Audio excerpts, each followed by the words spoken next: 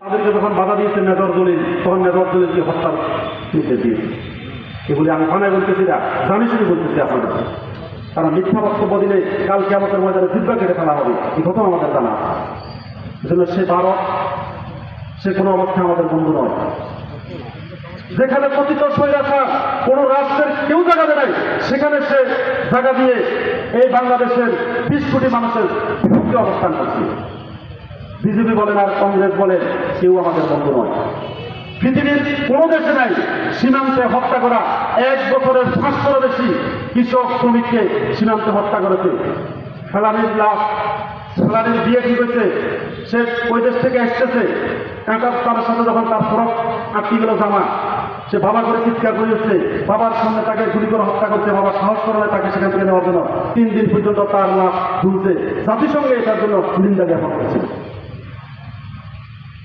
এবং আমাদের পররাষ্ট্রমন্ত্রী আব্দুল মমিন এদেশের 2018 সালে তাকে যখন এগুলো বলল, সে বলল যে ভারতের সাথে আমাদের স্বামী স্ত্রীর সম্পর্ক।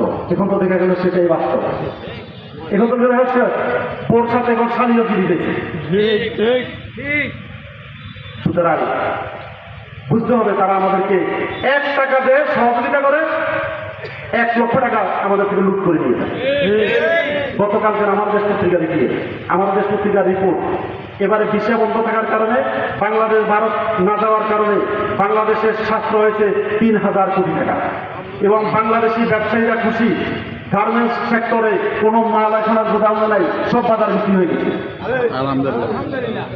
এবার চীন বলছে বাংলাদেশের কোনো লোক ভারতে যাওয়া লাগবে না, 4টা বিভাগের 4টা হাসপাতাল হবে, এই হাসপাতালে আন্তর্জাতিক মানের চিকিৎসা দেওয়া হবে। দুঃখের বিষয়, আমরা যাদেরকে বন্ধু ভাবি তারা আমাদের বুকের উপর ছড়ি ছাড়াইতেছে। এমন কোনোদিন নাই ভারতে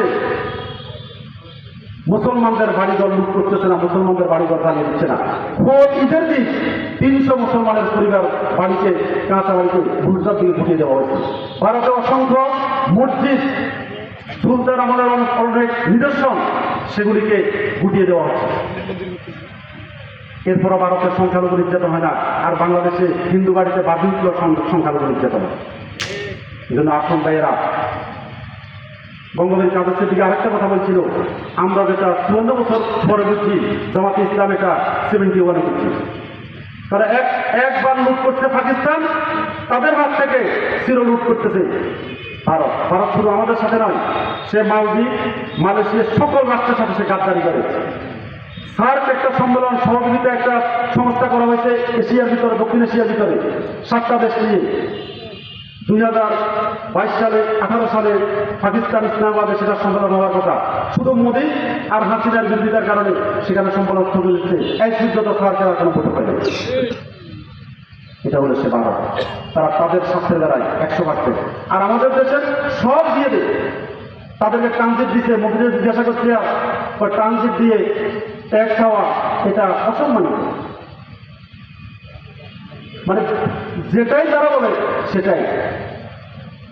এত কথা বলার পরে আরো সবচেয়ে বড় দুঃখ লাগে, আমাদের দেশে যারা নেতা তারা সবসময় দিল্লির দিকে দৌড়বে, দিল্লির কথায় তারা শোনে।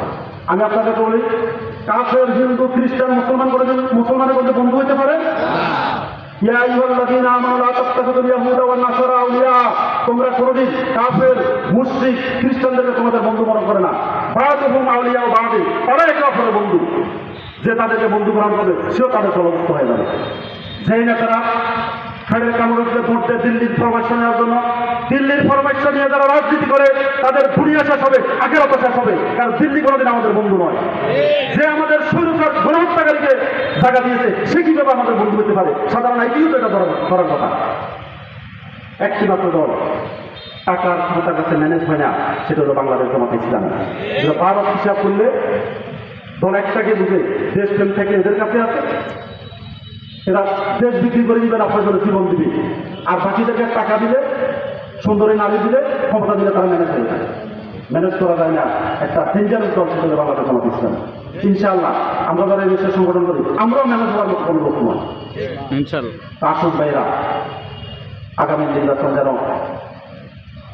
সৎ এবং ন্যায় ভিত্তিক একটি সমাজ প্রতিষ্ঠা করতে পারে, এই ধরনের নেতারা যেন নির্বাচিত হয়।